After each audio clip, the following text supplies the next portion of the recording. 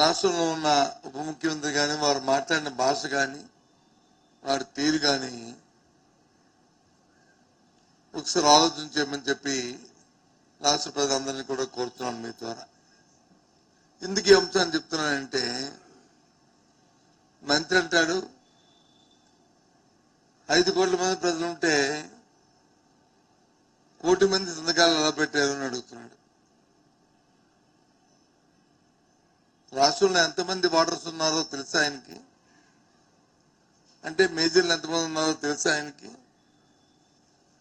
ప్రజలందరూ కూడా కోరుకుంటున్నారు దాన్ని. ఒక పని చేయమని నేను మీ ద్వారా కోరుతున్నాను. ఒకసారి ఏదైనా గ్రామం వెళ్ళి ఈ గ్రామంలో మీరు ఎంతమంది ఈ ప్రైవేట్ మెడికల్ కళాశాలని మేము పీపీఎం మోడల్లో ప్రైవేటైజం చేద్దాం అనుకుంటే వద్దని చెప్పి ఎంతమంది సంతకాలు పెట్టారని చెప్పి అడిగితే బాగా కదా చెప్తారు కదా. ఎంతమంది పెట్టారండి? లేదు అంటే లేదండి మా ఊర్లోకి వచ్చి పెట్టింది లేదండి, అవన్నీ ఎవరో ఇంట్లో కూర్చొని పెట్టిందండి మా ఊరు లేదని చెప్తారు కదా. ఒకసారి క్రాస్ చెక్ చేసుకుంటే ప్రజలతో అభిప్రాయం మీకు తెలుస్తుంది. ఏదో ప్రజాభిప్రాయం చేస్తారు కదా, ఒక సర్వే చేసి చూడండి, ప్రజాభిప్రాయం ఏంటో మీకు తెలుస్తుంది. చిన్న చిన్న మాటలు మాట్లాడి స్థాయిలు దించుకోకండి దయచేసి. సరే మీ విధానం మీది, మా నిర్ణయం, మా విధానం మాది, మా నిర్ణయం మాది, మీ నిర్ణయం మీది. ప్రజలే దాన్ని నిర్ణేతలు చెప్తారు.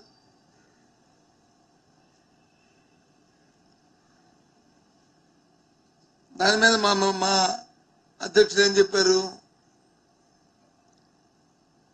ఎవరైనా సరే ఏ ఆశపడో లేదా అవినీతి కోసమో ఈ కార్యక్రమాన్ని కానీ మీరు చేస్తే మీ ప్రజల తాలూకా అనుదరణతో మళ్ళీ మీ అధికారంలోకి వస్తాం,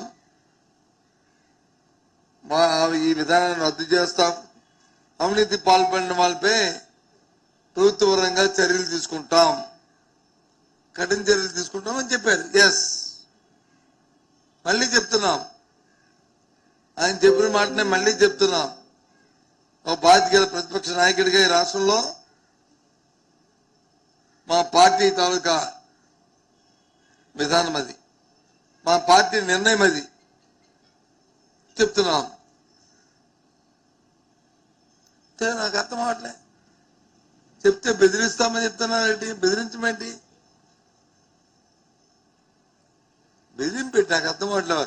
ఉప ముఖ్యమంత్రి గారు ఎప్పుడో నిన్న మొన్న మాట్లాడుతున్నప్పుడు ఆయన ఇవాళ ప్రధానంగా ఏబిఎన్ పేపర్లో చూస్తే పెద్ద హెడ్డింగ్ మళ్ళీ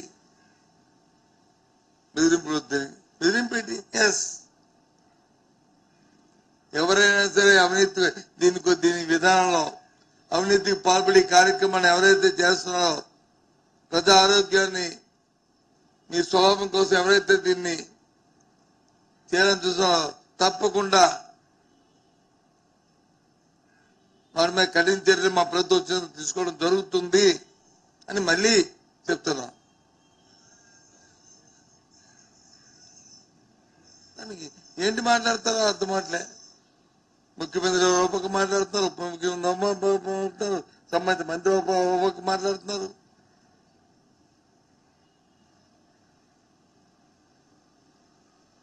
ఇది కాదు కదా. రాష్ట్రంలో ఎన్నో సమస్యలు ఉన్నాయి. మీ ఎన్నికల ప్రణాళిక ఏంటి? 20 లక్షల మందికి ఉద్యోగాలు ఇస్తాం.